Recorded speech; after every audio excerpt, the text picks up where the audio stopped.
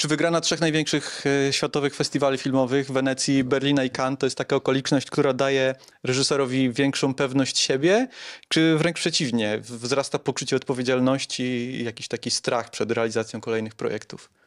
واقعیت اینه که من کار خودم رو میکنم، چه جایزه بگیرم چه جایزه نگیرم. من دنبال ساختن فیلمی هستم که احساس میکنم باید بسازمش و اگر اون فیلم رو نسازم اون موقع هستش که احساس آرامش نمیکنم. Po okresie tych filmów, które były takie bardzo metafilmowe, filmów tych izolacyjnych, takie można nazwać, tutaj mamy powrót do takiej klasycznej narracji filmowej, klasycznej opowieści.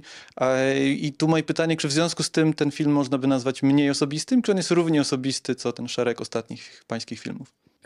اون موقع که به من حکم 20 سال ممنوعیت کاری دادن، من دیگه یعنی قاعدتا دیگه نباید اقدام میکردم، فیلم میساختم. اما خب نمیتونستم فیلم نسازم چون کاری جز این رو بلد نبودم. باید دنبال راهی میگشتم، راه حلی میگشتم که فیلم کار کنم. خب تو این شرایط دیگه هر فیلمی میخواستم کار کنم، هر موضوعی رو میخواستم کار کنم، بیشتر خودم رو توش میدیدم، محور خودم بودم. پس تو اون دوره فیلم هایی که ساختم اکثرا خودم هم توش بازی کردم. حالا که گفتن مشکلی نداری برای فیلم ساختن، ولی چون روی موضوعایی کار میکنم که خوششون نمیومد، بازم شرایط عوض نشده، ولی این بار دیگه خودم توش بازی نمی کنم. این از نظر روانی روم تاثیر گذاشته و الان فیلم های دوباره دارم میسازم شبیه فیلم های اولیه هم. 5 تا فیلم اولم هستن و دوباره توش خودم نیستم. Chciałem zapytać o samochód. To jest taka obserwacja, którą już widziałem zrobiono wcześniej, gdzieś komentując ten film, bo duża część filmu się dzieje w aucie i to jest taki środek transportu, który powraca w szeregu irańskich filmów i u pana Hapanachiego, i u Abbasa Kiarostamiego, i u pana w Taksi Teheran i po raz kolejny mamy ten samochód. Co jest takiego w Iranie i samochodach, że to wraca na ekranie raz za razem? ببین تو این فیلم هم خیلی کم حتی داخل ماشین استفاده شده، ولی خب تو اون دورانی که اجازه نداشتم کار کنم، توی ماشین کار کردن یه نوع امنیت داشتش، یعنی دیده نمیشد، از بیرون دیده نمیشد ما داریم فیلم برداری میکنیم. به خصوص داخل شهر و جاهای اینطوری امنیت رو به ما، چون ما داریم مخفیانه کار میکنیم. ولی خب به هر وسیله حرکتی که کار میشه، یعنی اینی که خود اون همیشه تو حرکت، همیشه توی رسیدن به یه مقصد، همیشه توی یک امیدی به رسیدن به جایی وجود داره. حالا هر کسی یه جوری ازش استفاده میکنه ولی من بیشتر برای امنیت کاری استفاده میکنم. Skoro mówimy o docieraniu do celu, to ciekawi mnie taka sytuacja, bo to jest film, który opiera się na prostej sytuacji, która po prostu eskaluje. I ciekawi mnie, czy pisząc scenariusz wie pan od razu, dokąd ta sytuacja dojedzie. Czy to jest historia, która rozwija się tak jakby w trakcie jej wymyślania? بعضی وقتا آدم میدونه، بعضی وقتا نه. از یه جایی شروع میکنی و دست خودت هم نیست. قصه اینقدر پیچ و تاب پیدا میکنه، یه دفعه میبینی اون فکری که اول داشتی به کجا میخوای برسی اون نمیتونه هیچ رو تحقیق پیدا کنه. بعد حالا باید یه پایان دیگه، یک راه دیگه، یک شکل دیگه واسش پیدا کنی. ولی من تقریبا 80% فیلمامو توی شروع اول و آخرش رو پیدا میکنم و احساس میکنم که حالا باید اینطوری شروع بشه و این گونه تموم بشه. همینه که واسم جذابش میکنه.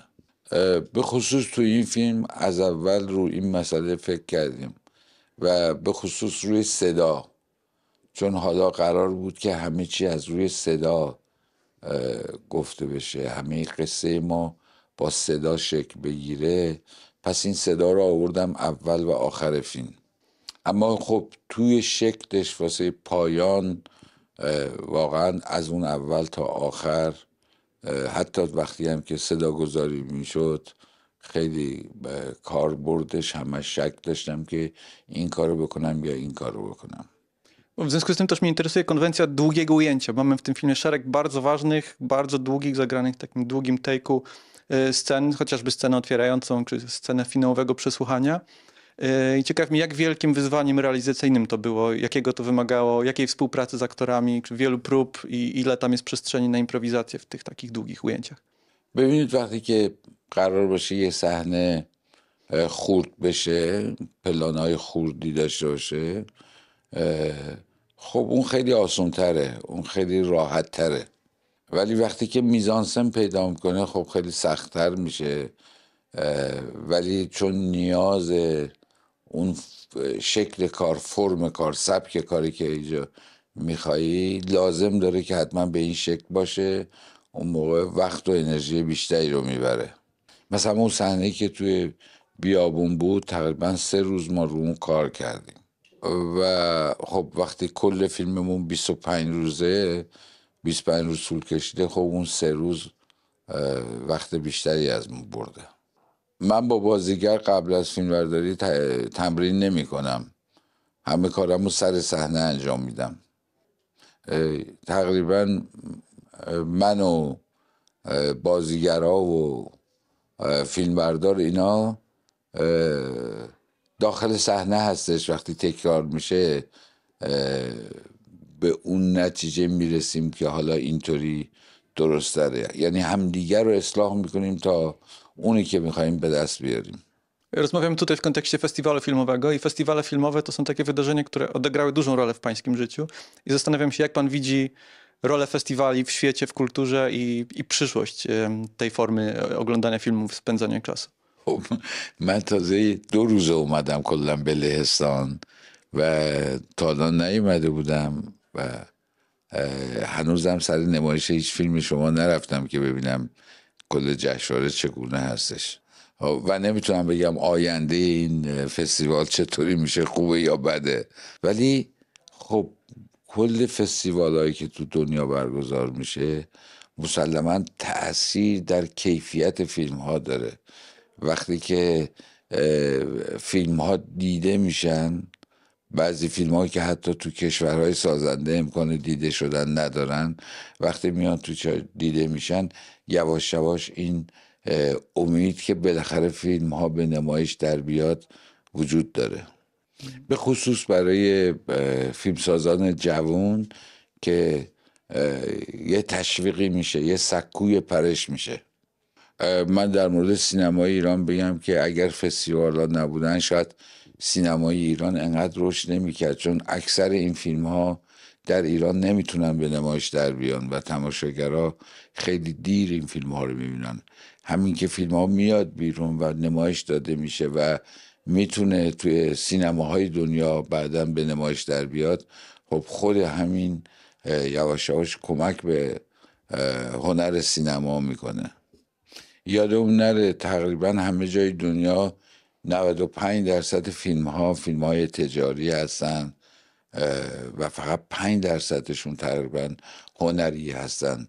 اینا در فستیوال های مختلف وقتی مطرح میشن حالا راه پیدا میکنن به سینماهای بزرگتر و حالا جمعیت بیشتری این فیلم ها رو ببینه. Okay, dziękuję bardzo. Thank you very much. Thank you.